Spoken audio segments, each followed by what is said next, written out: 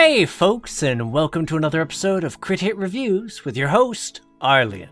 On today's episode, I'll be talking about a rather quirky title I've recently poked into, namely Trinket Studios' Battle Chef Brigade, a hybrid puzzle action game.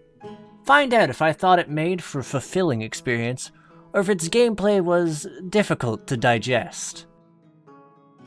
So, narratively, the story follows Mina Han, who aspires to join the ranks of the Battle Chefs, culinary combatants tasked with the duty of mutilating monsters and then turning them into delicious dishes. As it stands, her sole means of joining this elite cadre of cooks is a tournament, which provides her the opportunity to see if she can rise to the top amongst the creme de la creme. And honestly, it's a pretty fun premise to kick things off with, as the game does highlight both the main character as well as the various side characters you work alongside and against in the Kitchen Coliseum. I genuinely look forward to going out of my way to talking to the various NPCs and the nuggets of world building that existed for both the sake of the main plot, but also just for flavor, which was also great. And I'll admit, I was distinctly interested in the plot threads that were introduced later on in the story, and genuinely enjoyed the way they combined shifts to both narrative and gameplay elements. But I was less enthused in the manner the ending ended up feeling a bit rushed. Though to its credit, the penultimate chapter does provide the perspective of another character, serves well to fill in some blanks, and is just a lot of fun to learn more about that character and their interactions with other participants in the tourney. They are also quite fun mechanically, and speaking thereof, now mechanically Battle Chef Brigade is nothing like I expected.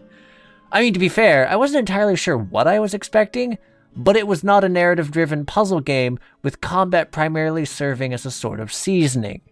But honestly, it works.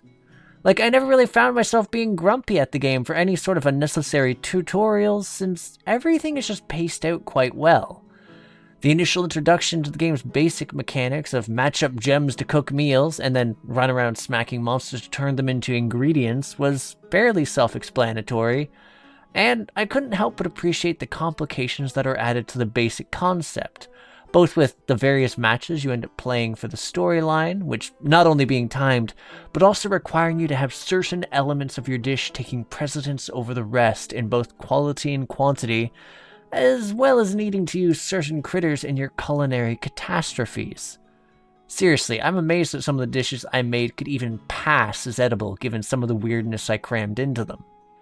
The game's side quests, read jobs that you can take for NPCs between tournament matches, were also a lot of fun and really helpful for teaching the player a lot of skills they'd need to advance. The alchemy jobs, for instance, teach the players how to optimize the amount of points they get from a fixed number of gems, and also do a good job of teaching players about new mechanics as they get added. They also provided me the absolute hardest challenges in the game when I got to the latter ones. Hunt jobs are generally a lot more to the point, since they simply teach you how to fight as your character and where to seek out certain ingredients, whereas the kitchen quests are arguably just good practice at teaching players how to quickly arrange gems in certain patterns while racing the clock. So basically just speed training, I suppose. Anyways, I found all of the above to be a lot of fun, useful, and just a really nice change of pace from the main storyline. Plus, they give tasty gold that you can use to spend at the shop, since you can also customize your loadout. If you're struggling with combat, you can improve yourself at combat by adding the ability to have new attacks or change up how your attacks work, or be able to carry more ingredients at once. That said, you can also provide ample support to the cooking aspect of the game as well, whether it's by having ingredients on demand, special cooking pots which allow you to handle your ingredients differently, or even cookbooks, which provide you special bonuses for preparing food in certain manners. That's right, you can masterfully make vegetarian dishes. And for those folks who continue to crave gustatory gladiatorial games, Battle Chef Brigade also provides a number of options for taking on chef battles or other challenge matches outside of the main storyline, in case you're there for the gameplay but have finished the storyline, or you just really dig certain aspects of the game. It also gives you the option to play as a third character you don't get to normally run around as during the main game, so I mean, that's always spiffy. That can't be good. Whilst I sometimes end up skipping forward through the spoken dialogue in some games, Battle Chef generally never made me feel the need to. I mean, yes, a certain troop of troubadours had me less than thrilled with their antics, but I genuinely appreciated the vocal talent that was part of this game. I was also pretty pleased with the musical side of things, so basically it was completely solid in this regards. And honestly, Battle Chef has some great graphics going into it as well.